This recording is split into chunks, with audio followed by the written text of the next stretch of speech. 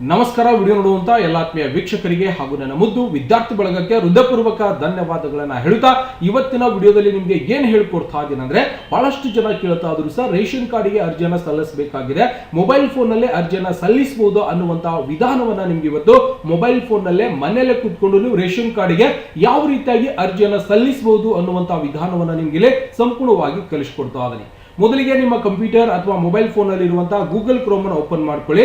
ಮಾಡಿದ ನಂತರ ಇಲ್ಲಿಂದ ಆಹಾರ ಅಂತೇಳಿ ಅಷ್ಟೇ ಟೈಪ್ ಮಾಡ್ಕೋಬೇಕು. ಆಹಾರ ಇಲಾಖೆ ಒಂದು ವೆಬ್ಸೈಟ್ ಗೆ ನೀವು ಸಂಪೂರ್ಣವಾಗಿ ಹೋಗಬೇಕಾಗುತ್ತೆ. ಹೋದ ನಂತರ ಆಹಾರ ನಾಗರಿಕ ಸರಬರಾಜು ಮತ್ತು ಗ್ರಾಹಕ ವ್ಯವಹಾರ ಇಲಾಖೆ ಅಂತ ಒಂದು ವೆಬ್ಸೈಟ್ ಸಿಗುತ್ತೆ ನಿಮ್ಗೆ. ಆ ಒಂದು ವೆಬ್ಸೈಟ್ ಮೇಲೆ ನೀವು ಕ್ಲಿಕ್ ಅನ್ನ ಮಾಡ್ಕೋಬೇಕು. ಮಾಡಿದ ನಂತರ ಇವಾಗ ಹೊಸ ವಿಧಾನ ಮುಖಾಂತರ ನಾವೇನ್ ಮಾಡಬಹುದು, ಮೊಬೈಲ್ ಫೋನ್ ಲಿಂದಾನೇ ಅರ್ಜಿಯನ್ನ ಸಲ್ಲಿಸಬಹುದು. ಇದನ್ನ ನೀವು ಕನ್ನಡದಲ್ಲಿ ಕೂಡ ಭಾಷೆಯನ್ನ ನೀವೇನ್ ಮಾಡಬಹುದು, ಇಲ್ಲಿಂದ ಸಂಪೂರ್ಣವಾಗಿ ಕನ್ನಡ ಮತ್ತು ಇಂಗ್ಲಿಷ್ ಭಾಷೆಯಲ್ಲಿ ಇದನ್ನ ಪರಿವರ್ತನೆ ಕೂಡ ಮಾಡ್ಕೋಬಹುದು. ಈ ಒಂದು ಪೇಜ್ ಸಂಪೂರ್ಣವಾಗಿ ಪರಿವರ್ತನೆ ಆಗುತ್ತೆ. ಅದಾದ ನಂತರ ನಾವೇನ್ ಮಾಡ್ಬೇಕಾಗುತ್ತೆ, ಕೆಳಗಡೆ ಬರಬೇಕಾಗುತ್ತೆ.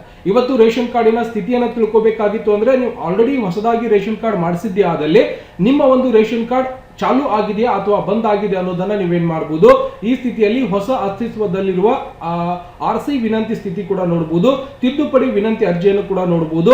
ಜೊತೆಗೆ ನೀವು ಪಡಿತರ ಚೀಟಿ ಮೇಲೆ ಕ್ಲಿಕ್ ಅನ್ನು ಮಾಡಿದಾಗ ಹೊಸ ಪಡಿತರ ಚೀಟಿ ತೋರಿಸು ಅಂತ ಇರುತ್ತೆ. ಪಡಿತರ ಚೀಟಿ ತೋರಿಸು ಇದರ ಮೇಲೂ ಕೂಡ ಕ್ಲಿಕ್ ಅನ್ನು ಮಾಡಿಕೊಂಡು ರೇಷನ್ ಕಾರ್ಡ್ ಅನ್ನ ಪರಿಶೀಲನೆಯನ್ನ ಮಾಡ್ಕೋಬಹುದು.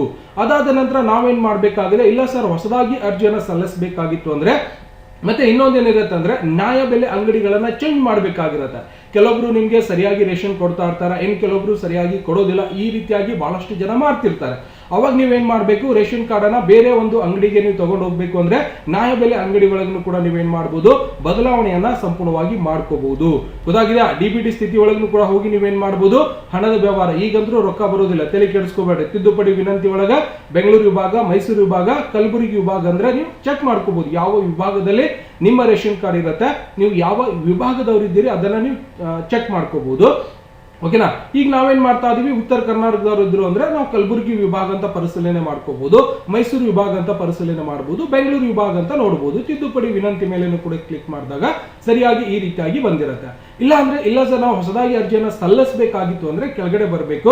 ಸಂಪೂರ್ಣವಾಗಿ ಕೆಳಗಡೆ ಬಂದಾಗ ನೀವೇನ್ ಮಾಡಬಹುದು, ಕಂಪ್ಲೀಟ್ ಆಗಿ ಕೆಳಗಡೆ ಬಂದಾಗ ಇಲ್ಲಿ ಒಂದು ಕರ್ಸರ್ ಇರುತ್ತೆ ನೋಡಬಹುದು. ನೀವು ಸಂಪೂರ್ಣವಾಗಿ ಒಂದು ಕರ್ಸರ್ ಇದ್ದಿರುತ್ತೆ. ಇಲ್ಲಿಂದ ನೀವೇನ್ ಮಾಡಬಹುದು, ಸಂಪೂರ್ಣವಾಗಿ ಮೇಲ್ಗಡೆ ಇಲ್ಲಿಂದ ನಾವೇನ್ ಮಾಡಬಹುದು, ಮರಳಿ ಪುಟಕ್ಕೆ ಮೇಲೆ ಕ್ಲಿಕ್ ಅನ್ನು ಮಾಡ್ಕೋತೀನಿ. ಮಾಡಿದ ನಂತರ ಈ ರೀತಿಯಾಗಿ ಒಂದು ಪೇಜ್ ಓಪನ್ ಆದ ನಂತರ ನಾವು ಕೆಳಗಡೆ ಬರಬೇಕು.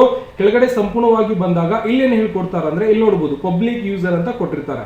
ಅವಾಗ ಈ ಒಂದು ಪಬ್ಲಿಕ್ ಯೂಸರ್ ಒಳಗೆ ನಾವೇನ್ ಮಾಡಬೇಕು, ಕಲಬುರಗಿ ವಿಭಾಗದವರಾಗಿತ್ತು ಅಂದ್ರೆ ಕಲಬುರಗಿ, ಇಲ್ಲಿಂದ ರೇಷನ್ ಕಾರ್ಡ್ ಸ್ಟೇಟಸ್ ನೋಡಬಹುದು. ಇಲ್ಲಿಂದ ರಿಜಿಸ್ಟರ್ ಅಂತ ಇದ್ದಿರುತ್ತೆ, apply for the new ration card ಅಂತ ಇದ್ದಿರುತ್ತೆ. ನೀವು ಇದರ ಮೇಲೆ ಕ್ಲಿಕ್ ಅನ್ನು ಮಾಡಿಕೊಂಡು ಇಲ್ಲಿ ಸಂಪೂರ್ಣವಾಗಿ ಡೇಟ್ ಗಳನ್ನ ಕೊಟ್ಟಿರ್ತಾರೆ. ಯಾವ ದಿನಾಂಕದಿಂದ ಯಾವ ದಿನಾಂಕದ ಒಳಗಡೆ ನೀವು ಅರ್ಜಿಯನ್ನ ಸಲ್ಲಿಸಬೇಕಾಗಿದೆ ಅನ್ನುವಂತ ಡೇಟ್ ಕೂಡ ಸಂಪೂರ್ಣವಾಗಿ ಕೊಟ್ಟಿರ್ತಾರೆ.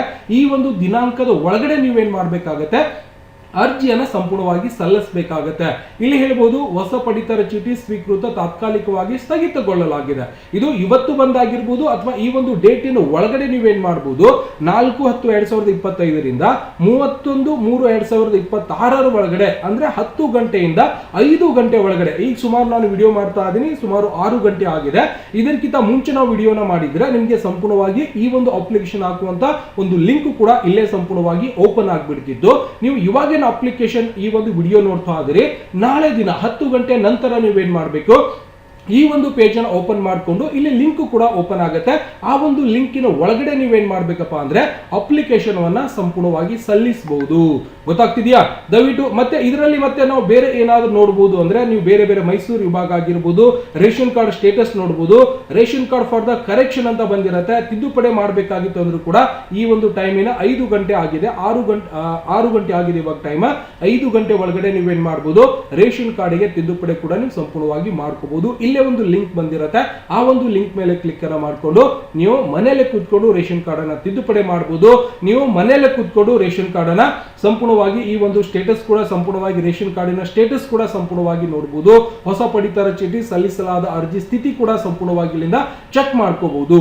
ಇಲ್ಲಿ ನಿಮ್ಮ ಅಕ್ಲೋಸ್ಮೆಂಟ್ ನಂಬರ್ ಬಂದಿರುತ್ತೆ. ಆ ಒಂದು ನಂಬರ್ ನೀವು ಅರ್ಬನ್ ಅಂದ್ರೆ ಗ್ರಾಮೀಣ ಮತ್ತೆ ಇಲ್ಲಿಂದ ರೂರಲ್ ಅಂತ ಬರುತ್ತೆ. ಗ್ರಾಮೀಣ ಮತ್ತು ನಾವು ನಗರ ಪ್ರದೇಶದವರು ಇದ್ರು ಅಂದ್ರೆ ಇದನ್ನ ರೂರಲ್ ಅಂದ್ರೆ ಗ್ರಾಮೀಣ ಸೆಲೆಕ್ಷನ್ ಮಾಡ್ಕೊಳ್ಳಿ. ನಿಮ್ಮ ಒಂದು ಜಿಲ್ಲೆಯನ್ನು ಆಯ್ಕೆ ಮಾಡಿಕೊಂಡು ಆ ಒಂದು ರೆಫರೆನ್ಸ್ ನಂಬರ್ ಅನ್ನು ಹಾಕಿ ನೀವೇನ್ ಮಾಡಬೇಕು, ಗೋ ಮೇಲೆ ಕ್ಲಿಕ್ ಅನ್ನು ಮಾಡಿಕೊಂಡು ನಿಮ್ಮ ಒಂದು ಸ್ಟೇಟಸ್ ಕೂಡ ನೀವು ಸಂಪೂರ್ಣವಾಗಿ ಪರಿಶೀಲನೆಯನ್ನ ಮಾಡ್ಕೋಬೇಕು. ಕೇವಲ 5 ನಿಮಿಷದೊಳಗಡೆ ನೀವೇನ್ ಮಾಡಬಹುದು, ರೇಷನ್ ಕಾರ್ಡ್ಗೆ ಸಂಪೂರ್ಣವಾಗಿ ಅರ್ಜಿಯನ್ನು ಸಲ್ಲಿಸಬಹುದು. ಅದರ ಒಂದು ಲಿಂಕ್ ಕೂಡ ಎಲ್ಲಿ ಕೊಟ್ಟಿರ್ತಾರಪ್ಪ ಅಂದ್ರೆ, ನೀವು ಪಬ್ಲಿಕ್ ಯೂಸರ್ ಒಳಗೆ ಬಂದು ಬೆಂಗಳೂರು ಆಗಿರ್ಬೋದು, ಬೆಂಗಳೂರು ಮೇಲೆ ಕ್ಲಿಕ್ ಮಾಡಿದಾಗ ಕೂಡ ಅದೇ ರೀತಿಯಾಗಿ ಬಂದಿರುತ್ತೆ. ಇಲ್ಲಿ ಆಫೀಸ್ ಯೂಸರ್ ಅಂತ ಬಂದಿರುತ್ತೆ, ಆಫೀಸ್ಗಳು ಮಾತ್ರ ಯೂಸ್ ಆಗುವಂತ ಈ ಒಂದು ಲಿಂಕ್ ಗಳನ್ನ ಇಲ್ಲಿ ಕೊಟ್ಟಿರ್ತಾರೆ. ಅವಾಗ ನಾವೇನ್ ಮಾಡ್ಬೋದು ಅಂದ್ರೆ, ಇಲ್ಲಿಂದ ಕೂಡ ನಾವೇನ್ ಮಾಡ್ಕೋಬಹುದು, ನಮಗೆ ಯಾವುದಕ್ಕೆ ಅರ್ಜಿಯನ್ನು ಸಲ್ಲಿಸಬೇಕಾಗಿದೆ, ಯಾವ ಡಿವಿಷನ್ ದವರು ನಾವಿದ್ದೀವಿ ಆ ಒಂದು ಡಿವಿಷನ್ ದವರು ಇವುಗಳನ್ನ ಸೆಲೆಕ್ಷನ್ ಮಾಡಿಕೊಂಡು ನೀವು ಅರ್ಜಿಯನ್ನು ಸಂಪೂರ್ಣವಾಗಿ ಸಲ್ಲಿಸಬಹುದು. ದಯವಿಟ್ಟು ನಾಳೆ ಬೆಳಿಗ್ಗೆ 10 ಗಂಟೆಗೆ ನೀವೇನ್ ಮಾಡಬೇಕು, ಈ ಒಂದು ಟೈಮಿನ ಒಳಗಡೆ, ಇನ್ನು 31ನೇ ತಾರೀಕು ತನಕ ಕಾಲಾವಕಾಶ ಇದೆ, ಈ ಒಂದು ಟೈಮಿನ ಒಳಗಡೆ ನೀವೇನ್ ಮಾಡಬೇಕು, ಮೊಬೈಲ್ ಫೋನ್ ನಲ್ಲಿ ಅರ್ಜಿಯನ್ನು ಸಲ್ಲಿಸಬಹುದು. ಇಲ್ಲ ಸರ್ ಸಲ್ಲಿಸಲಿಕ್ಕೆ ಆಗ್ತಾ ಇಲ್ಲ ಅಂದ್ರೆ ಹತ್ತಿರದಲ್ಲಿರುವಂತಹ ಗ್ರಾಮೋನ್ ಕರ್ನಾಟಕ ಕೇಂದ್ರಗಳಿಗೆ ಹೋಗಿ ನೀವು ಅರ್ಜಿಯನ್ನ ಸಲ್ಲಿಸ್ಕೋಬೇಕಾಗುತ್ತೆ. ಗೊತ್ತಾಗ್ತಿದೆ? ದಯವಿಟ್ಟು ಇದರ ಲಿಂಕ್ ನಾಳೆ 10 ಗಂಟೆಗೆ ಓಪನ್ ಆಗಿರುತ್ತೆ, ಇಲ್ಲಿ ಟೈಮಿಂಗ್ ಕೊಡ್ತಾರೆ. ಆ ಒಂದು ಟೈಮಿಂಗ್ ಒಳಗಡೆ ಈ ಒಂದು ವೆಬ್ಸೈಟ್ ಅನ್ನ ಓಪನ್ ಮಾಡ್ಕೊಂಡು ನೀವೇನ್ ಮಾಡಬೇಕು, ಆನ್ಲೈನ್ ಮುಖಾಂತರ ಅರ್ಜಿಯನ್ನ ಸಲ್ಲಿಸ್ಕೋಬಹುದು. ಮೊಬೈಲ್ ಫೋನ್ ನಲ್ಲೂ ಕೂಡ ನೀವು ಅರ್ಜಿಯನ್ನ ಸಲ್ಲಿಸ್ಕೋಬಹುದು.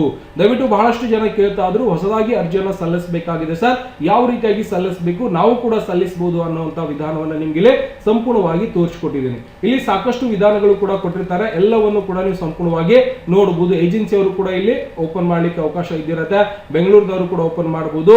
ಇಲ್ಲಿ ಸಂಪೂರ್ಣವಾಗಿರುವಂತಹ ಮಾಹಿತಿ ನಿಮಗೆ ಕೆಳಗಡೆ ಕೊಟ್ಟಿರ್ತಾರೆ, ಅಲ್ಲಿಂದ ನೀವು ನೋಡಿಕೊಂಡು ಅರ್ಜಿಯನ್ನ ಸಲ್ಲಿಸಬಹುದು. ದಯವಿಟ್ಟು ಹೆಚ್ಚಿನ ಮಾಹಿತಿಗಾಗಿ ಹತ್ತಿರದಲ್ಲಿರುವಂತಹ ಆನ್ಲೈನ್ ಸೆಂಟರ್ಗಳಿಗೆ ಹೋಗಿ ಈ ಒಂದು ಕೊಟ್ಟಿರುವಂತಹ ದಿನಾಂಕದ ಒಳಗಡೆ ನೀವು ಏನ್ ಮಾಡಬೇಕು, ಹೋಗಿ ಅರ್ಜಿಯನ್ನ ಸಂಪೂರ್ಣವಾಗಿ ಸಲ್ಲಿಸ್ಕೋಬಹುದು. ದಯವಿಟ್ಟು ಹೇಳಿರುವಂತಹ ಮಾಹಿತಿ ಇಷ್ಟ ಆಗಿತ್ತು ಅಂದ್ರೆ ವಿಡಿಯೋ ಲೈಕ್ ಮಾಡೋದನ್ನ ಮರಿಬಾರ್ದು. ಮತ್ತೆ ಸಿಗೋಣ ಮುಂದಿನ ವಿಡಿಯೋದಲ್ಲಿ. ನಮಸ್ಕಾರ. ವಿಡಿಯೋ ನೋಡುವಂತ ಎಲ್ಲ ಆತ್ಮೀಯ ವೀಕ್ಷಕರಿಗೆ.